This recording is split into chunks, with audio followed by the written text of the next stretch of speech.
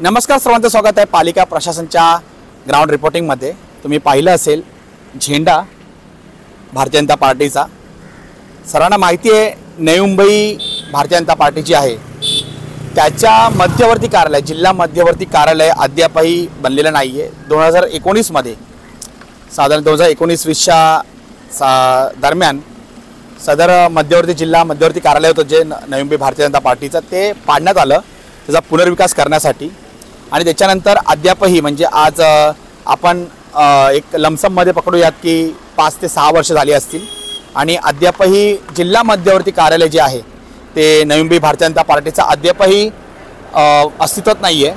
आणि आपल्याला सर्वांना माहिती की काही दिवसांपूर्वी म्हणजे मागच्या आठवड्यामध्ये जे विद्यमान आमदार आहेत भारतीय जनता पार्टीच्या बेलापूर विधानसभेच्या आमदार मंदाताई म्हात्रे, त्यांनी वाशीमध्ये भारतीय जनता पार्टीचं नवी मुंबई भारतीय जनता पार्टीचं एक जनसंपर्क कार्यालय जे आहे त्याचं सक्रिय केलं, ते लोकार्पित केलं, ते ओपन केलेलं आहे सर्व नागरिकांना। तिथे म्हणजे जनसेवा केंद्र असेल असं त्यांनी त्यांच्या प्रतिक्रियेमध्ये सांगितलं होतं।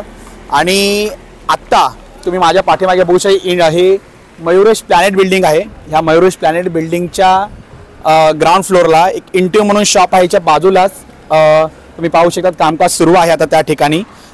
तर ह्या ठिकाणी बेलापूर विधानसभा क्षेत्रामध्ये ही सेक्टर 15 बेलापूर आहे।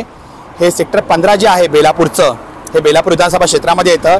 आणि या ठिकाणी उद्या सकाळी 10:30च्या दरम्यान 10-10:30च्या दरम्यान नवी मुंबई भारतीय जनता पार्टीचे जिल्हाध्यक्ष जे आहेत संदीप गणेश नाईक हे त्यांच्या कार्यालयाचं भारतीय जनता पार्टीच्या जनसंपर्क कार्यालयाचं उद्घाटन करणार आहेत।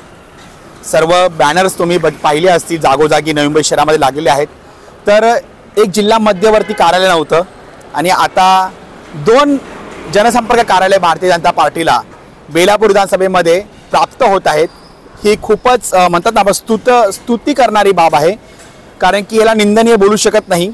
कारण की ह्याच्या अगोदर भारतीय जनता पार्टीच्या समर्थक आहेत, पदाधिकारी आहेत, त्यांना हक्काचं असं जनसंपर्क कार्यालय नव्हतं किंवा जनतेला ज्या भारतीय जनता पार्टीच्या कोणत्या विधानसभेच्या स्तरीय किंवा त्यांच्या जे काही प्रॉब्लेम्स असतील नागरिकांना जर कुठे मांडायचे असतील भारतीय जनता पार्टीच्या, तर पक्षाचं कार्यालय विधानसभा स्तरावर किंवा जिल्हा स्तरावर नव्हतं। आज नवी मुंबईमध्ये सध्या तरी एक ऐरोलीमध्ये गणेशजी नाईक आहेत, आमदार ऐरोलीचे लोकनेते, नवी मुंबईचे शिल्पकार, त्यांचं एक कार्यालय आहे ऐरोलीमध्ये। त्याच्यानंतर मागच्या आठवड्यामध्ये आपण पाहिलं की कार्यसम्राट आमदार बेलापूर विधानसभेच्या त्यांनी एक भारतीय जनता पार्टी नवी मुंबईचं बेलापूर वाशीमध्ये एक कार्यालय सुरू केलं, जनसंपर्क कार्यालय। आणि आता उद्या 11 जुलै रोजी, उद्या गुरुवार 11 जुलै रोजी 10:30 वाजता जे जिल्हाध्यक्ष आहेत आणि ऐरोलीचे माजी आमदार संदीप गणेश नाईक आणि आता ते भारतीय जनता पार्टीचे जिल्हाध्यक्ष आहेत, त्यांचं जनसंपर्क कार्यालय हे या मयुरेश प्लॅनेटमध्ये सेक्टर 15 बेलापूर या ठिकाणी कार्यरत होणार आहे।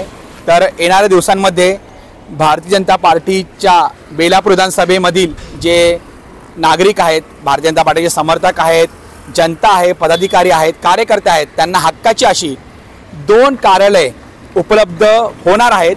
त्याच्यामुळे ही अक्षरशः आनंदाची बाब आहे असं आपण बोलू शकतो। धन्यवाद।